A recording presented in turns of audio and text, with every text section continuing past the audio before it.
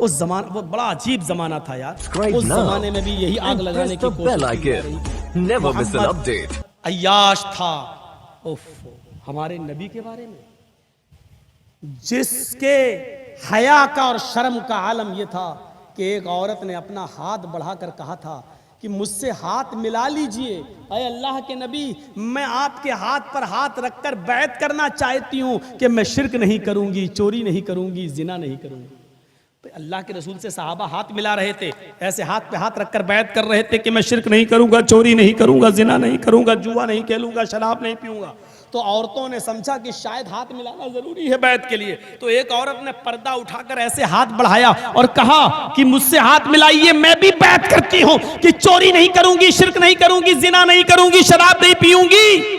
तो अल्लाह के नबी ने जब उस हाथ को देखा तो आपने चेहरा फेर लिया और फरमाया, ऐ औरत, ऐ खातून, हाथ को अंदर कर ले। मोहम्मदुर रसूलुल्लाह किसी औरत का चेहरा तो दूर, उसकी हाथ की हथेली भी देखना गवारा नहीं करता, जिसकी हया और शर्म का यह हाल था। आज तो बड़ी आसानी के साथ हम जैसे मुल्ला मौलवी जवान जवान लड़कियों को अपने सामने बिठा के दम करना शुरू कर दें और इसको इस्लाम का नाम दे दें। कुछ भी कह लो, ये कठ मुल्लाओं का दीन तो हो सकता है, लेकिन मोहम्मदुर रसूलुल्लाह का इस्लाम नहीं हो सकता। ये हमारी घर की शरीयत तो हो सकती है, लेकिन किसी 18-20 साल की लड़की को अपने सामने बिठाकर उस पर दम करना, उसका चेहरा खुला रखकर उसके ऊपर दम करना, यह मोहम्मदुर रसूलुल्लाह की शरीयत नहीं हो सकती है। बुलाए हो तो सुनना पड़ेगा, और आपके इलाके में अगर ऐसा होता है तो बंद कराना होगा। गलती हमारी है तो हमें अपनी गलती मानना होगी, लेकिन हम ये नहीं कह सकते कि चलो कुरान ही तो दम कर रहे हैं, अल्लाह का कलाम ही तो है। अल्लाह का कलाम है तो इसका यह मतलब नहीं अल्लाह के कलाम को रसूल के तरीके के खिलाफ इस्तेमाल करोगे। यकीनन कुरान को पढ़कर दम करना,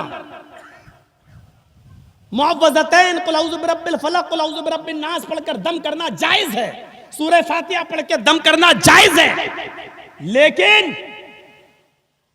लेकिन उसूल इस्लामी होना चाहिए। किसी भी जवान औरत को उठाकर, यहां तो बाकायदा बाल पकड़ता है, कहां से आया बोल, देखते हो ना कैसे बाल पकड़ता है औरत के बाल, बोल कहां से, ये तरीका आप इस्तेमाल कर रहे हैं। हमें शर्म इन मौलवियों पर नहीं आती है जो ऐसा कर रहे हैं, हमें शर्म उन माँ बाप पर आती है जो अपनी जवान जवान बेटियों को लेकर ऐसे जाहिल कठमुल्लाओं के पास पहुंचकर उनसे अपना इलाज करा रहे हैं। बहुत गर्म है, थोड़ा रखिए। तो समझ रहे हैं आप, पर्दा कराइए, पर्दे की ओर से कुरान पढ़िए। जब आप कुरान की सूरतें पढ़ेंगे तो अपने आप उसके ऊपर जो होगा हाजिर हो जाएगा, फिर आप उससे कबुलवाइए जो कुछ कहना हो। लेकिन जवान औरत को सामने बिठा के डंडा लेके बाल खींच के मार रहे हैं, थप्पड़ पे थप्पड़ जल रहे हैं, ये तुम्हारे घर का खाना साज मसला तो हो सकता है, लेकिन शरीयत का मसला नहीं हो सकता। इतना याद रखिएगा। बात कट गई, कहां से घूम गई थी, बॉम्बे वाली बात। बहुत खराब मामला था उस वक्त भी, यही माहौल खराब करने की कोशिश उधर भी थी। का मोहम्मद अय्याश था, जिस नबी के पर्दे का यह हाल हो, हया और शर्म का यह हाल हो, उसके बारे में कहा जा रहा कि मोहम्मद अय्याश था। बाल ठाकुरे ने कहा था, और कहा था कि 11-11 औरतें रखता था मोहम्मद, रखते थे नहीं कहा था, रखता था। इन्ना लिल्लाहि व इन्ना इलैहि राजिऊन। फिर उसने कहा कि अगर मेरी सरकार आ गई और अगर मुझे देश का प्रधानमंत्री बना दिया गया, 10 दिन के अंदर अंदर हरा रंग में बंद कर दूंगा। ये मुसलमानों का जो रंग है, इस्लामी रंग, हरा रंग, इसको मैं बंद कर दूंगा। और तकरीर थी, देवबंदी, बरेलवी, शिया, सुन्नी, अहले हदीस, सारे मसलक के लोगों ने उसके खिलाफ एक जलसा किया था कि हमारे नबी की तौहीन हुई है, हमें कहना पड़ेगा। एक जलसा किया गया उसके खिलाफ, सब लोगों ने जमा होकर दिया। इत्तेफाक से मैं बंबई गया हुआ था, मेरे पास भी दावत आ गई कि आपको भी थोड़ा बोलना पड़ेगा। हमने कहा ठीक है चलो बोल देंगे। वहाँ तकरीर करने के लिए जब मैं, तो मुझे उधर भी सबसे बाद में ढकेल दिया गया। ये मेरे साथ हमेशा होता रहा है। 17 साल से लेकर आज मेरी उम्र 42 साल हो रही है, आज तक मैं जहाँ भी गया हूँ मुझे सबसे बाद ही में ढकेला गया। शायद मैं सबसे गिरे हुए इलाके का हूँ, इसलिए मुझे गिरा हुआ टाइम दिया जाता है। तो मेरे भाइयों, अब वहां अब मैं देख रहा हूं कि वहां सारे लोग बड़े अदब से बोल रहे हैं। बाल ठाकरे जी को माफी मांगना चाहिए, यहां जी। और मुझे गुस्सा आ रहा था कि जब इसने इतना बुरा बोला है तो उसको जी जी क्यों कह रहे हैं ये लोग, जितने मुल्ला मौलवी बैठे। ठाकुरे जी माफी मांगो। अरे भैया माफी मांगने से क्या हो जाएगा? तुम कौन होते हो?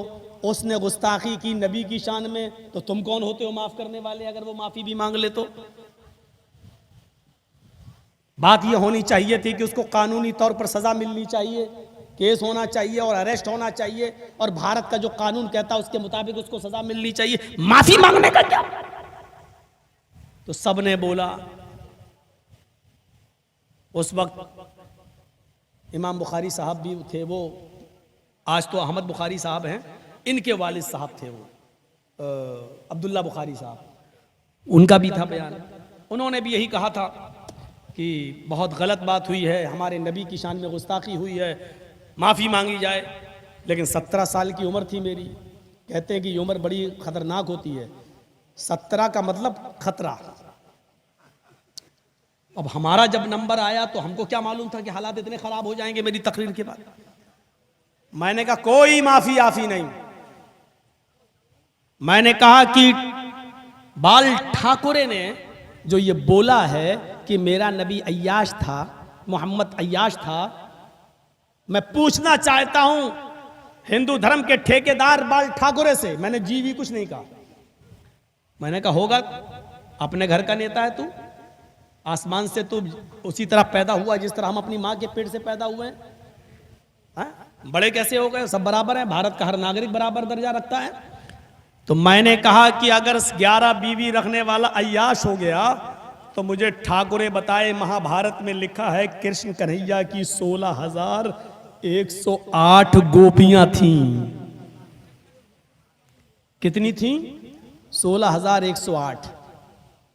और कृष्ण जी उनके कपड़े उठाकर बरगद के पेड़ पे चढ़ जाते थे। जब वो नहाती थी किसी गंगा में तो कपड़े उतार के अंदर नहा रही हैं नदी में, कृष्ण जी ऐसे थे कि कपड़े उठा के चढ़ गए बरगद के पेड़ पे। अब तुम निकलो ऐसे ही बाहर। अब लड़कियां जब बाहर निकलती थी तो देखती थी कपड़े नहीं हैं। कृष्ण जी बांसुरी बजा रहे हैं पू करके वहां।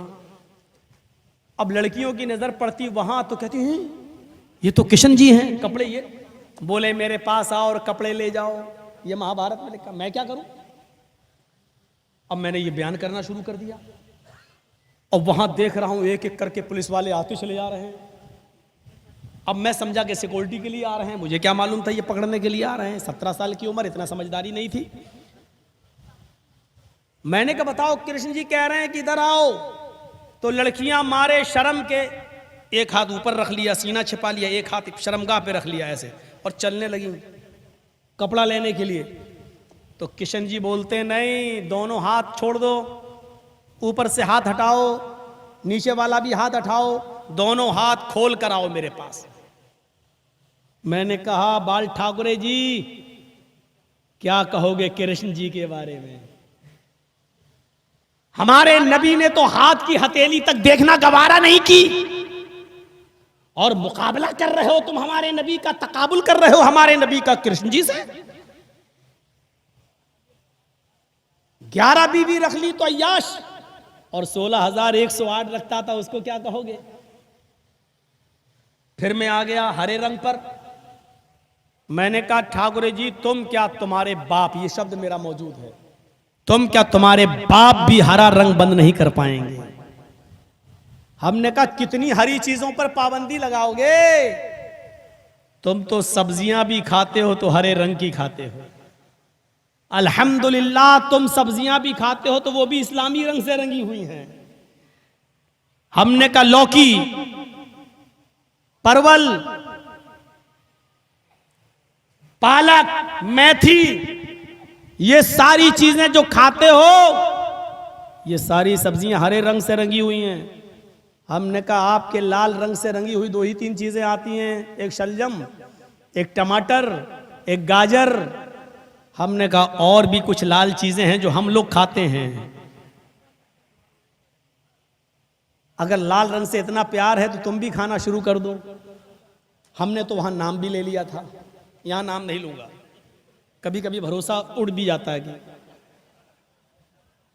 मैंने तो नाम भी ले लिया था।